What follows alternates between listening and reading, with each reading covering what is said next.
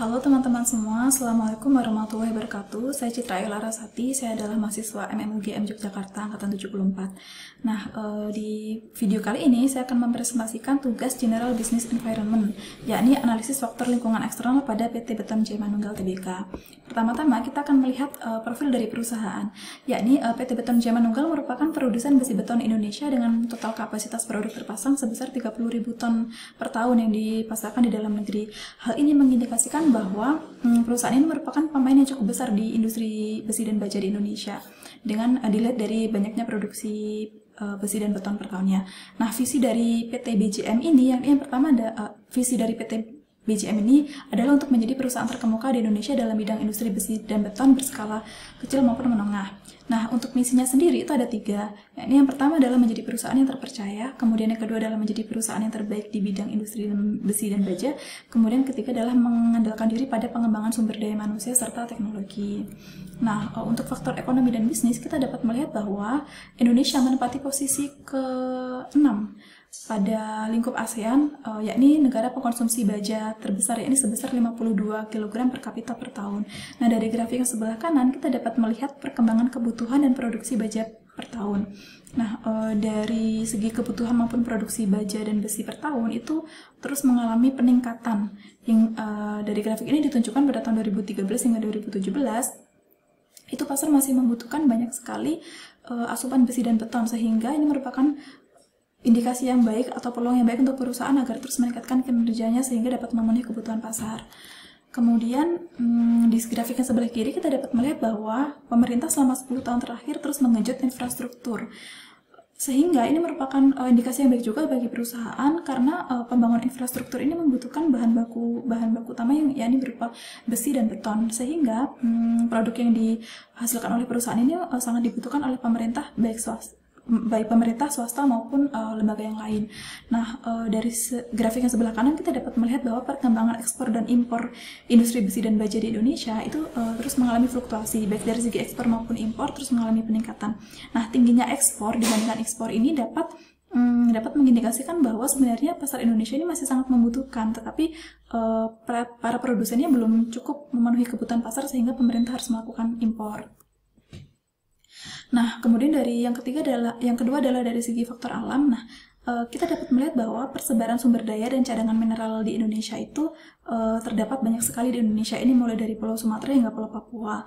Nah, untuk pembuatan besi dan beton itu sendiri itu memerlukan 3 bahan baku utama, yakni yang pertama adalah biji besi primer, kemudian yang kedua adalah biji besi laterit, dan yang ketiga adalah pasir besi. Nah, masing-masing bahan baku utama dari pembuatan besi dan beton ini itu terdapat di seluruh Indonesia, sehingga perusahaan tidak perlu khawatir untuk mendapatkan bahan bakunya karena Indonesia sendiri sudah dapat mensuplai dengan sangat baik. Nah, dari segi faktor demografi itu Kementerian Perindustrian itu memiliki program prioritas yang terdapat di dalam Indonesia Mapway Making 4.0. Nah, di dalam program ini terdapat program pendidikan dan pelatihan vokasi yang tujuannya adalah untuk menyediakan SDM yang capable dan berkompeten sesuai dengan kebutuhan industri. Tujuan dari program ini adalah untuk pembangunan berkelanjutan industri baja di Indonesia. Nah, dari grafik yang sebelah kiri kita dapat melihat komposisi tenaga kerja pada tahun 2014 hingga 2014 terus mengalami perubahan. Nah, dapat kita lihat bahwa kebutuhan akan tenaga kerja berstatus pendidikan SMK itu sangat dibutuhkan oleh perusahaan, sehingga pemerintah membangun banyak sekali sekolah SMK baik swasta maupun negeri di Indonesia. Nah, ini merupakan kesempatan yang baik bagi perusahaan untuk mendapatkan tenaga kerja yang kompeten yang sesuai dengan bidangnya. Nah, kemudian dari segi faktor sosial budaya, kita dapat melihat bahwa dari grafik ini kita dapat melihat tingginya peningkatan jumlah properti dan bahan baku utamanya itu merupakan besi. Nah, properti yang saat ini sedang menjadi tren sosial di Indonesia itu ada rumah, ada juga rusun, ada ruko, apartemen, dan berbagai properti yang lain.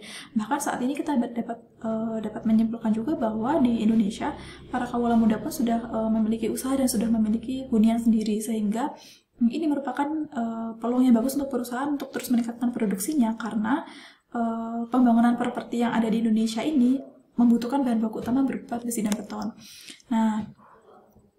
Nah, dari grafik ini juga dapat dilihat bahwa growth index demand union properti komersial itu terus meningkat dari tahun ke tahun, baik dari segi perkantoran, retail, apartemen, hotel, dan sebagainya. Kemudian dari faktor teknologi dapat kita lihat bagan ini merupakan bagan teknologi produksi yang dimiliki oleh PT Beton Jaya Manunggal. Nah, dari teknologi ini PT BJM sudah sangat baik dalam segi teknologi karena dapat memenuhi kebutuhan produksinya dengan menggunakan teknologi yang dimilikinya sendiri. Nah, teknologi yang dibutuhkan untuk produksi besi maupun baja itu yang pertama adalah teknologi blast furnace, yaitu untuk menghasilkan besi cair. Kemudian yang kedua adalah teknologi direct reduction iron, yaitu untuk membentuk bulk atau pellet yang direduksi dengan gas pereduksi. Nah, kemudian ada dari yang keenam adalah faktor hukum domestik. Nah, di dalam hukum nasional itu terdapat 5 peraturan yang mengatur tentang perindustrian besi dan baja. Ini yang pertama adalah Undang-Undang Nomor 4 Tahun 2009 tentang pertambangan mineral dan batu bara. Kemudian yang kedua adalah Peraturan Menteri Keuangan Nomor 130 PMK 10 Tahun 2017. Kemudian yang ketiga ada Peraturan Menteri Dalam Negeri Nomor 110 Tahun 2018, yakni tentang ketentuan impor besi dan baja. Kemudian yang ketiga dan keempat adalah Peraturan Menteri Perindustrian Nomor 32 dan Nomor 35 Tahun 2019, yakni tentang pertambangan teknis impor besi dan baja. Nah, kemudian dari segi faktor hukum internasional, itu terdapat 3 lembaga yang mengatur tentang hukum perdagangan besi dan baja di lingkup internasional. Yang pertama adalah ada WTO atau Organisasi Perdagangan Dunia yang biasanya mengatur tentang larangan penerapan kebijakan larangan ekspor baik secara bilateral maupun multilateral. Kemudian lembaga yang kedua adalah ada GATT atau General Agreement on Tariffs and Trade, yakni untuk mengatur pembatasan ekspor biji besi terhadap penerimaan sektor ESDM dan perekonomian. Kemudian yang ketiga ada AFTA atau Asian Free Trade Area, yakni yang mengatur tentang kesepakatan perdagangan bebas ASEAN berupa penurunan biaya masuk barang antar negara. Nah, dari segi pemerintahan, kita dapat melihat bahwa selama 10 tahun terakhir, Indonesia terus mengalami fluktuasi neraca perdagangan. Nah, fluktuasi ini dapat berupa defisit maupun surplus. Oleh sebab itu, untuk mengurangi surplus, pemerintah mendukung kemajuan industri-industri yang ada di Indonesia, sehingga dapat meningkatkan surplus. Nah, salah satu bentuk dukungan pemerintah dalam mendukung kemajuan industri besi dan baja nasional, yakni adalah pengenaan biaya masuk anti-dumping atau BMAD, kemudian ada safeguard, dan juga ada penerapan standar nasional atau SNI yang wajib dipenuhi oleh produksi besi dan baja di Indonesia. Kemudian terakhir adalah dari segi faktor politik. Nah, perusahaan besi dan baja yang dimiliki oleh BUMN di Indonesia itu adalah berupa PT Krakatau Steel Tbk. Nah, keberadaan perusahaan besi BUMN tersebut secara langsung maupun tidak langsung akan mempengaruhi sistem persaingan pasar di industri dan baja. Nah, hal ini akan memberikan dampak yang kurang menguntungkan bagi Beton Jaya Manunggal karena adanya konsumsi pemerintah terhadap besi dan baja yang banyak ini tertuju kepada PT Krakatau Steel karena merupakan perusahaan BUMN, sehingga ini akan semakin menciptakan persaingan yang kurang sempurna di pasar industri dan besi. Nah, dari berbagai faktor lingkungan eksternal tersebut, kita dapat menyimpulkan bahwa PT Beton Jaya Manunggal masih mempunyai kesempatan dan peluang yang banyak untuk terus berkancah di industri tersebut. Nah, dan juga untuk terus meningkatkan kinerjanya karena ada pasar yang siap menampung produk-produk dari perusahaan PT Beton Jaya Manunggal, dan juga ada faktor lingkungan eksternal yang mendukung dari kinerja perusahaan.